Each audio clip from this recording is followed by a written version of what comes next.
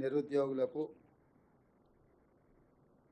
మనస్ఫూర్తిగా ఈ రాష్ట్ర ప్రభుత్వం తరఫున శుభాకాంక్షలు తెలియజేస్తున్నాం. డిఎస్సి 2024 ఫలితాల ప్రకటన పత్రికా సమావేశంలో సహచార మంత్రివర్గ సభ్యులు దామోదర్ రాజ్ నరసింహ గారు, తుమ్మల నాగేశ్వరరావు గారు, శ్రీమతి కొండా సురేఖ గారు, పొంగులేటి శ్రీనివాసరెడ్డి గారు, పెద్దలు తెలంగాణ రాష్ట్ర ప్రభుత్వ ప్రత్యేక సలహాదారు కె కేశవరావు గారు, దానం నాగేందర్ గారు, వేం నరేందర్ రెడ్డి గారు, అదేవిధంగా చీఫ్ సెక్రటరీ గారు, విద్యాశాఖకు సంబంధించిన అధికారులు, ముఖ్యంగా విద్యాశాఖకు సంబంధించిన అధికారులు చాలా శ్రమ చేసి అతి తక్కువ సమయంలో 11,062 టీచర్ ఉద్యోగ నియామక పత్రాలు అందించడానికి విశేషమైన కృషి చేసినారు. మనస్ఫూర్తిగా వారిని అభినందిస్తున్నారు. అదేవిధంగా మొత్తం ఈ 11,062 ఉద్యోగాలకు గాను 2,79,838 మంది అభ్యర్థులు నమోదు చేసుకుంటే 2,46,584 మంది పరీక్షలు హాజరయ్యి 33 జిల్లాలలో 54 సెంటర్లలో స్కూల్ అసిస్టెంట్లు, సెకండరీ గ్రేడ్ టీచర్లు, లాంగ్వేజ్ పండిట్లు, ఫిజికల్ ఎడ్యుకేషన్ టీచర్లు, ప్రాథమిక మరియు ఉన్నత స్థాయిలో స్పెషల్ ఎడ్యుకేషన్ టీచర్లు, ఈ అన్ని పోస్టులకు పరీక్షలు నిర్వహించడం జరిగింది. 18/7/2024 నుండి 5/8/2024 వరకు 26 ఆప్షన్స్ కింద ఈ పరీక్షలు నిర్వహించి ఈరోజు ఈ ఫలితాలను విడుదల చేయడం జరిగింది. ఈ ఫలితాలు ప్రధానంగా 1:3 ప్రాతిపదికన ఫలితాలను ప్రకటించి వాళ్ళ సర్టిఫికెట్ వెరిఫికేషన్స్, వాళ్ళ యొక్క మిగతా వివరాలను సంబంధిత జిల్లా కలెక్టర్లు, అధికారులు వెరిఫై చేసి ఫైనల్ నియామకాలు దసరా పండుగలోపు, తెలంగాణలో మీకు అందరికీ తెలుసు దసరాకున్న ప్రాధాన్యత. దసరా పండుగ అనేది మనకు సంతోషాన్ని తీసుకువచ్చే పండుగ. ప్రతి కుటుంబము ఎంత పేదవాడైనా దసరా పండుగను చాలా సంతోషంగా జరుపుకోవడం తెలంగాణ సాంప్రదాయం. ఆ దసరా పండుగ లోపలనే 9 అక్టోబర్ 2024 నాడు ఈ సర్టిఫికెట్ల వెరిఫికేషన్లు పూర్తి చేసి ఎల్బీ స్టేడియంలో ఈ 11,062 మంది టీచర్ల నియామక పత్రాలు వాళ్ళకు అందించడం ద్వారా రాబోయే దసరా పండుగ వాళ్ళ కుటుంబాలలో సంతోషాన్ని, పండుగ వాతావరణాన్ని తీసుకురావాలని చెప్పి మా ప్రభుత్వం భావిస్తుంది. ప్రధానంగా 10 సంవత్సరాలలో గత ప్రభుత్వం ఒకే ఒక టీచర్ నోటిఫికేషన్ ఇచ్చి అందులో వాళ్ళు చేపట్టిన నియామకాలు 7,857 టీచర్ల నియామకం. శ్రీ కల్వకుంట్ల చంద్రశేఖరరావు గారు, మాజీ ముఖ్యమంత్రి గారు 10 సంవత్సరాలు ముఖ్యమంత్రిగా బాధ్యతలు చేపట్టి నిర్వహించి వారిచ్చిన DSC notification Telangana public service commission ద్వారా ఒకే ఒక్కసారి, అందులో వారు నియమించింది 7,857 మంది టీచర్లను మాత్రమే. అంటే ఏ కోశాన కూడా విద్యాశాఖను ప్రక్షాళన చేసి పేదలకు, అత్యంత నిరుపేదలకు విద్యను అందుబాటులోకి తీసుకొచ్చి తండాలలో, గూడాలలో, మారుమూల ప్రాంతాలలో, గ్రామీణ ప్రాంతంలో ఉన్న తెలంగాణ పేదలకు విద్యను అందుబాటులోకి తీసుకురావాలన్న ఆలోచన గత ప్రభుత్వానికి లేకపోవడం వల్ల తీవ్రంగా పేదలు నష్టపోయినరు. అందుకే మా ప్రభుత్వం అధికారంలోకి వచ్చిన ఎంబడే ఫిబ్రవరిలో నోటిఫికేషన్ ఇచ్చి, గతంలో తక్కువ నోటిఫికేషన్ ఇస్తే కూడా వాటన్నిటిని పెంచి పెద్ద ఎత్తున ఉద్యోగ నియామకాలను చేపట్టాలి. ముఖ్యంగా విద్యాశాఖలో చేపట్టడం ద్వారా విద్య మీద రాష్ట్ర ప్రభుత్వం పెడుతున్న పెట్టుబడి ఖర్చు కాదు, ఇది ఒక పెట్టుబడి, భవిష్యత్తు నిర్మాణానికి ప్రయోజనకారిగా మారుతుంది. తెలంగాణ రాష్ట్ర పునర్నిర్మాణంలో తెలంగాణ ప్రజల్ని భాగస్వాములు చేయాలన్న ఆలోచనతోటి ఈ నోటిఫికేషన్ ఇచ్చి అతి తక్కువ సమయంలో పరీక్షల నిర్వహణ నుంచి పరీక్షల ఫలితాలు ఇవ్వడానికి 55 రోజులు మాత్రమే తీసుకున్నాము. ఈ 55 రోజుల తర్వాత నియామకాలకు ఇంకొక 10 రోజులు తీసుకుంటున్నాము. మొత్తంగా 10 నెలల లోపలనే మా ప్రభుత్వం వచ్చిన తర్వాత 65 రోజుల్లో 11,062 టీచర్ల నియామకాలను చేపట్టడానికి మా ప్రభుత్వము పూర్తిగా కృషి చేసింది. ఇది తెలంగాణ నిరుపేదల పట్ల మాకున్న చిత్తశుద్ధి. కాబట్టి ఈరోజు ఈ పరీక్షల నిర్వహణ, ఈ పరీక్షల ఫలితాల వల్ల గ్రామీణ ప్రాంతాలలో విద్యకు దూరం అవుతున్న వాళ్ళందరినీ విద్య అందించడం ద్వారా వాళ్ళని ప్రయోజకులుగా మార్చాలన్న ఆలోచనతోటి ఈరోజు ఈ కార్యక్రమాన్ని తీసుకోవడం జరిగింది.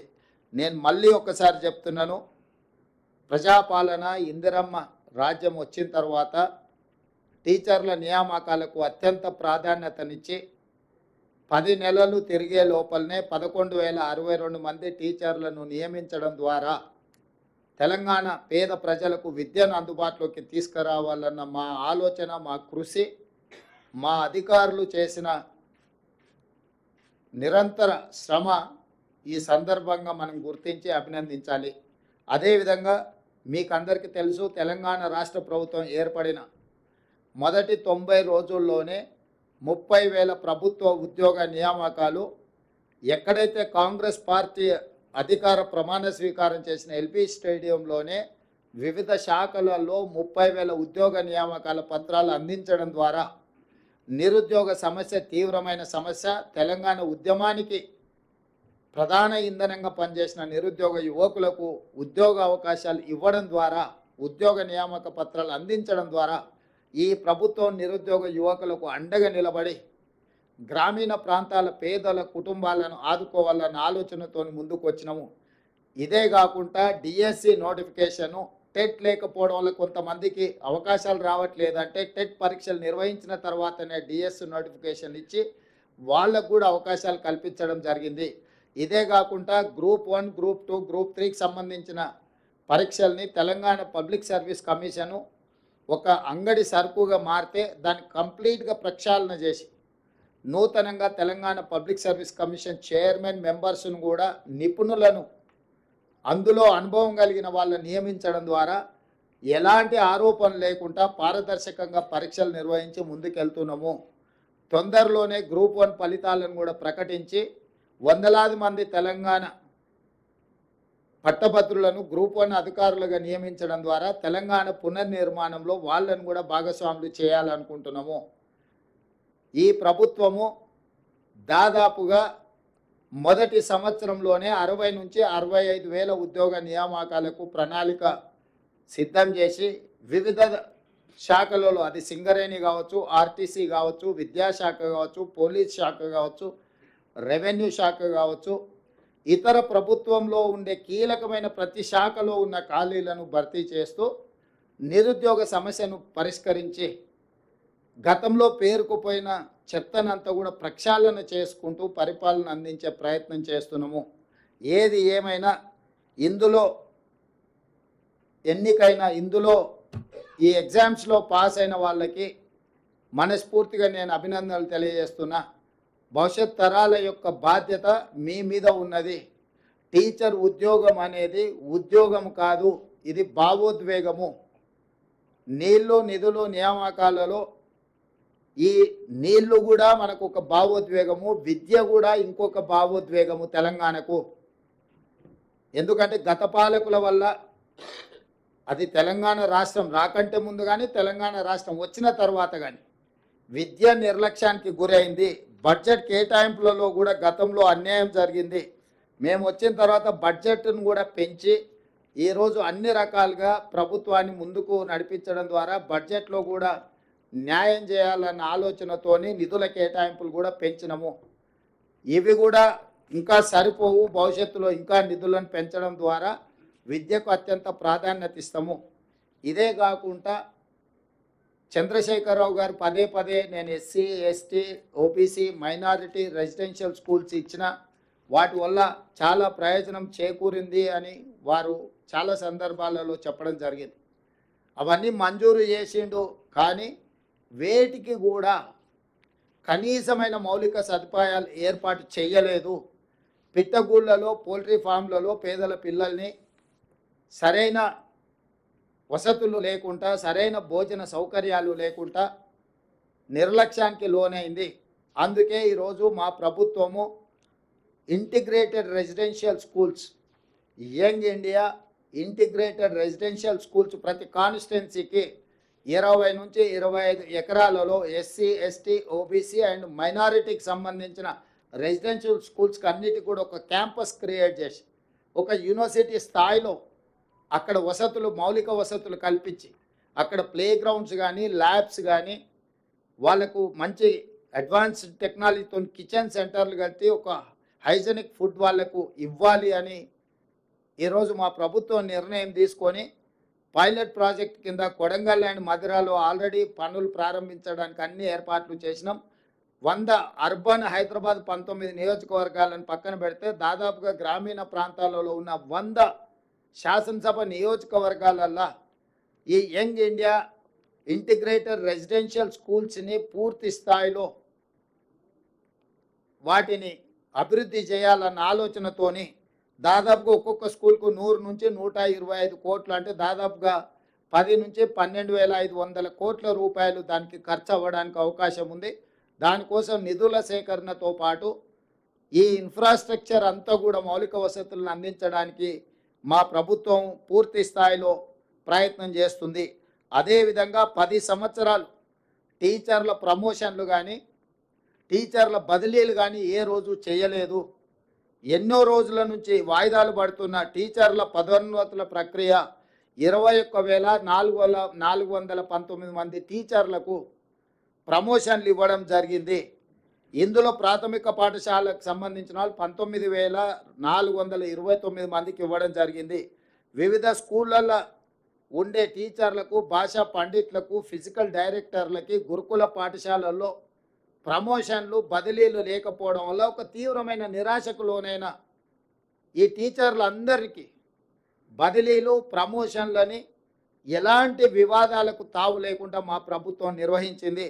దాదాపుగా 34,706 మంది టీచర్లను ఎలాంటి ఆరోపణలు ఎదుర్కోకుండా మా అధికారులు చాలా మంచి ప్రణాళికాబద్ధంగా వాళ్ళు వీటన్నిటిని కూడా నిర్వహించారు. సో ఈ ప్రభుత్వానికి 26,000 ప్రభుత్వ పాఠశాలలలో మౌలిక వసతులు చాలా వరకు తక్కువ ఉన్నాయి. నిన్న మొన్న కొన్ని టీవీలలో కొన్ని రాజకీయ పార్టీల సొంత మీడియాలో పిల్లలకు బాత్రూములు లేరు, బారులు తీరిండ్రు, దీనికి రాష్ట్ర ప్రభుత్వం ఏం చేస్తుందని ఫోటోలు వేస్తారు. నేను ఆ రాజకీయ పార్టీలకు, ఆ మీడియా మిత్రులకు అడుగుతున్నా, ఈ పాఠశాలలు ఏమైనా కొత్తగా పెట్టినవా, లేకపోతే తెలంగాణ రాష్ట్రం ఏమైనా ఇప్పుడే కొత్తగా ఏర్పడ్డదా? 10 సంవత్సరాలు బాధ్యత ఉన్న వాళ్ళను, ప్రభుత్వంలో ఉన్న వాళ్ళను ఎవరైనా ఇవన్నీ నిర్వహించడంలో కానీ, నిర్మాణం చేయడంలో కానీ ముందుకొస్తే ఎవరైనా వద్దన్నారా? గత 10 సంవత్సరాలు బాధ్యతారహితంగా వ్యవహరించడం వల్ల ఏమాత్రం ఈ పిల్లల కనీస సౌకర్యాల పట్ల పట్టించుకోకపోవడం వల్ల ఈరోజు ఈ ఉపద్రవం వచ్చింది. వాటిని ఒకటొకటి పరిష్కరించుకుంటూ చాలా సింగిల్ టీచర్ స్కూళ్ళను మూసేస్తే వాటన్నిటిని కూడా తిరిగి పునరుద్ధరించుకుంటూ పేదలకు విద్యను అందుబాటులోకి తీసుకురావాలి. విద్య మీద పెట్టే పెట్టుబడి ఖర్చు కాదు, అది పెట్టుబడి భవిష్యత్ తరాల నిర్మాణానికి పనికొస్తుందని చెప్పి మేము ముందుకు వస్తున్నాము. అన్ని స్కూళ్ళలో మౌలిక వసతులను పెంపొందించడమే మా లక్ష్యము. ఆనాడు పండిత్ జవహర్లాల్ నెహ్రూ గారు ఎడ్యుకేషన్ అండ్ ఇరిగేషన్ రెవల్యూషన్ మీద వారు తీవ్రమైన కృషి చేయడం వల్లనే ఈరోజు ఈ దేశంలో ఇన్ని యూనివర్సిటీలు, ఇంతమంది డాక్టర్లు, లాయర్లు, ఇంజనీర్లు, ప్రపంచానికి మేధా సంపత్తిని మనం అందించగలుగుతున్నాం. ఒకప్పుడు కరువులో చచ్చిపోతున్న భారతదేశం ఈరోజు ఆహార ధాన్యాలలో మిగులు దేశంగా మారింది అని అంటే పంచవర్ష ప్రణాళికలతో పాటు హరిత విప్లవాన్ని తీసుకొచ్చి సాగునీటి ప్రాజెక్టులు నిర్మించి ముందుకెళ్ళింది.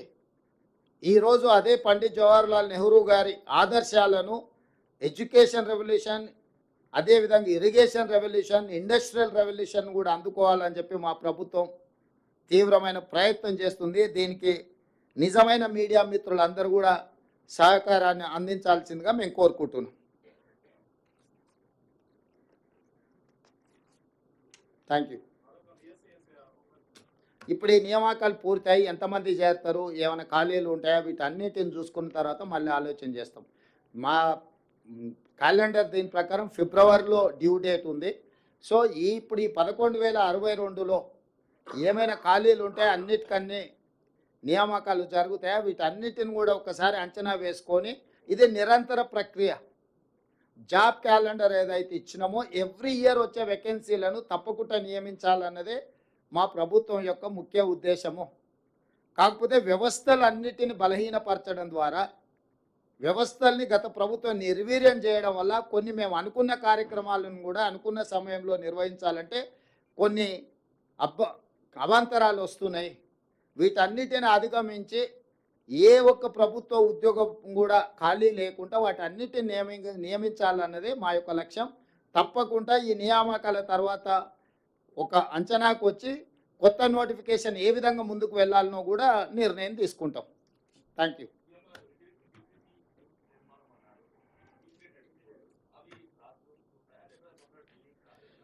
క్లాస్ రూమ్స్ ఉంటాయి, హాస్టల్ ఉంటుంది, టీచింగ్ స్టాఫ్ కూడా అక్కడనే వసతులు ఉంటాయి. టోటల్గా ఇంటిగ్రేటెడ్ అంటే దాంట్లో ప్రతిదీ ఉంటుంది.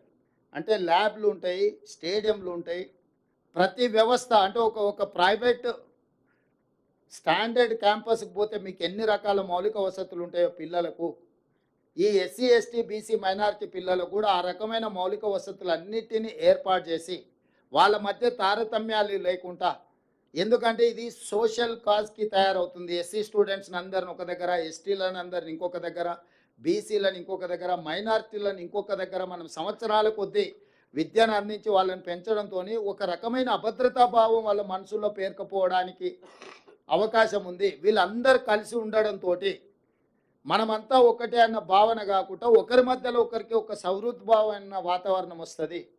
అంటే ఒక సోషల్ కాజ్ను దృష్టిలో పెట్టుకొని ప్రణాళికలు సిద్ధం చేస్తున్నాము.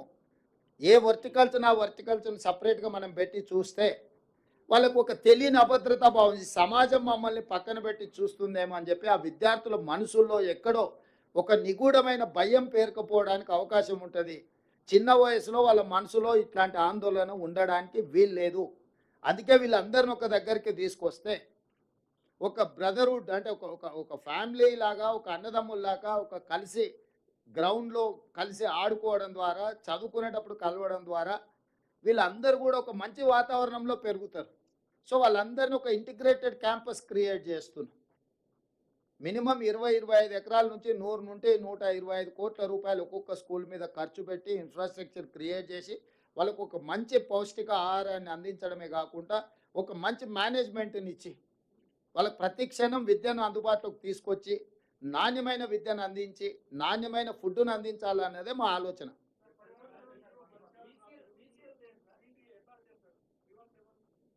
ఆల్రెడీ క్యాబినెట్ సబ్ కమిటీ ఇచ్చినాం, చాలా వరకు పరిష్కారమైన. మిగతా వాటి విషయంలో కూడా ప్రభుత్వం సానుకూలంగా పరిష్కరిస్తుంది. ఎందుకంటే వాళ్ళందరూ మనవాళ్ళు, వాళ్ళ సమస్యల్ని పరిష్కరించాల్సిన బాధ్యతనే మా ప్రభుత్వాన్ని. అందుకే క్యాబినెట్ సబ్ కమిటీ చేసినాం. చాలామందిని ఇండివిజువల్గా 1-on-1 అందరిని కలిసిన మా అధికారులకు కూడా ఈచ్ అండ్ ఎవ్రీ ఫ్యామిలీని పర్సనల్గా మాట్లాడి వాళ్ళ ఆప్షన్స్ తీసుకోండి, వాళ్ళకు ఉన్న అభ్యంతరాలు తీసుకోండి, వాళ్ళకి ఏ విధంగా ప్రభుత్వం సహాయం అందించగలదో కూడా వాళ్ళని ఒకరొకరిని కలవండి అని చెప్పి మా ఆఫీసర్కి చెప్పినాం, మా క్యాబినెట్ సబ్ కమిటీకి చెప్పినాం.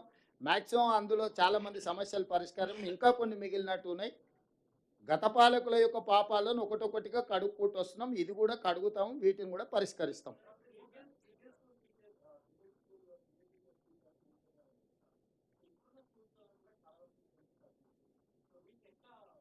లేదు, స్ట్రెంత్ తక్కువ ఉన్న స్కూళ్ళు మూయం. స్ట్రెంత్తో నువ్వు కంపేర్ చేసి స్కూళ్ళు తెరవడం మూయడం జరిగితే పేదలకు విద్య దూరం అవుతుంది. పేదలను విద్య నుంచి దూరం చేసే ఉద్దేశం మాకు లేదు. పేదలకు విద్య అందించడమే. వాళ్ళు ఎక్కడుంటే అక్కడికెళ్ళి మనం విద్య అందించాలనేది మా విధానం. ఇట్స్ వాళ్ళ రైట్ టు ఎడ్యుకేషన్ యాక్ట్ తీసుకొచ్చిందే కాంగ్రెస్ పార్టీ శ్రీమతి సోనియా గాంధీ గారు. సో వాళ్ళకి విద్య అనేది హక్కు. ఆ హక్కును కాలరాసే అధికారం ఎవరికీ లేదు. దాన్ని ఆర్థికపరమైన అంశాలతో ముడిపెట్టే ఉద్దేశం మాకు లేదు. మంచి ప్రణాళికతో ముందుకు వస్తాం. వాళ్ళందరికీ విద్యను అందుబాటులోకి తీసుకొస్తాం. వాళ్ళు ఉన్న దగ్గరికైనా మేము వెళ్ళి విద్యను అందనిస్తాం. లేకపోతే వాళ్ళు వస్తున్న దగ్గరికి తీసుకెళ్ళి అయినా వాళ్ళకి విద్య అందుబాటులోకి తీసుకొస్తాం. కాబట్టి విద్యా అవకాశాలు లేకపోవడం అనేది తెలంగాణ రాష్ట్రంలో ఉండదు.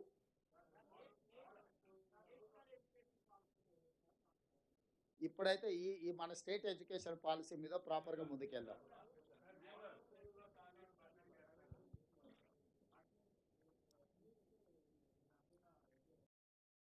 అవే ఇంటిగ్రేటెడ్ రెసిడెన్షియల్ స్కూల్స్ అవే అక్కడక్కడ పోల్ట్రీ ఫామ్‌లలో పెట్టిన అన్నిటిని ఏ కాన్స్టిట్యున్సీ ఆ కాన్స్టిట్యున్సీకి తీసుకెళ్ళి అక్కడనే 20-25 ఎకరాలలో వాటికి మొత్తం వ్యవస్థ ఏర్పాటు చేసి ముందుకు తీసుకెళ్తాం.